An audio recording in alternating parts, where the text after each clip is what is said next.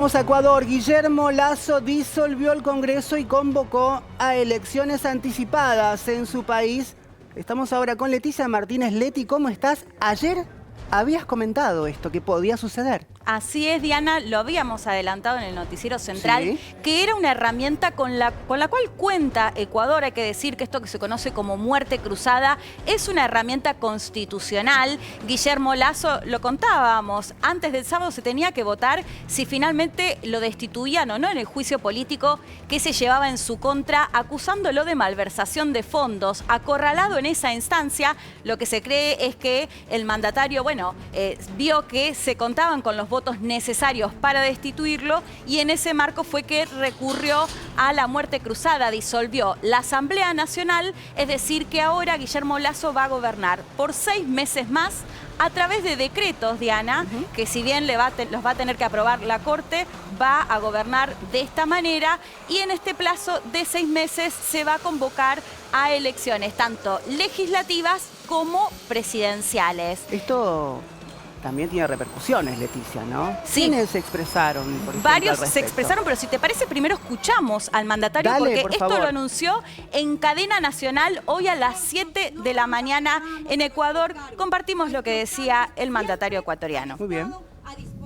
He decidido aplicar el artículo 148 de la Constitución de la República que me otorga la facultad de disolver la Asamblea Nacional por grave crisis política y conmoción interna.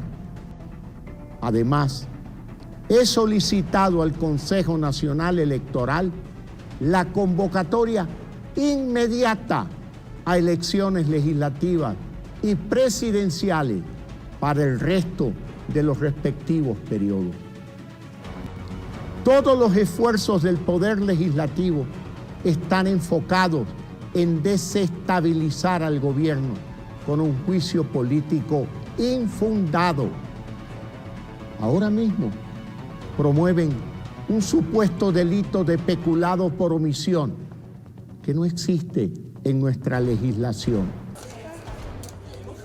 El fragmento de Lasso diciendo algunos términos bastante fuertes, incluso acusa de desestabilización también, ¿no? Exactamente, Que quieren bueno, desestabilizar. apuntaba a los legisladores. Sí. El argumento que dio Lasso, como lo escuchábamos ahí, es que Ecuador atraviesa una grave conmoción interna y política. Para recurrir a la muerte cruzada hay 3 instancias. Entonces las críticas llegaron del lado de la oposición al decir que no se cumplían estas 3 cuestiones. Pero si te parece, Diana, como vos lo adelantabas, uno de los primeros en hablar fue el exmandatario Rafael Correa, que lo hizo a través de un tuit que, si te parece, lo compartimos. Muy bien, para está en cámara, ver en pantalla. lo que decía ahí el exmandatario Correa. Dice: ecuatorianos, esto es ilegal. Es obvio que no existe ningún estado de conmoción interna, sino un juicio político en aplicación de la Constitución. En todo caso, es la gran oportunidad para mandar a la casa a Lasso, su gobierno y sus legisladores de alquiler,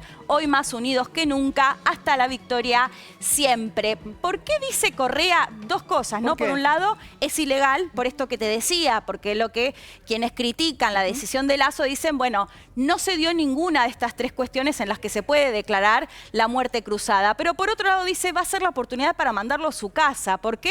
Porque en las elecciones presidenciales Lasso se puede volver a presentar. Lo que dicen los números, lo que dicen las encuestas, es que la tendría muy complicada para volver a ganar, y ahí es donde el correísmo genera cierta esperanza, o al menos se lo vio bastante esperanzado. No a Rafael Correa, que no va a poder competir, pero sí algún dirigente o dirigenta que justamente se candidatee para estas elecciones, posiblemente con alguna coalición, y que tenga posibilidades de volver a gobernar Ecuador. Así que esta es la situación en este país, que ahora está sin Asamblea Nacional, es decir, sin el Congreso, y con un Guillermo Lasso que gobierna por decreto.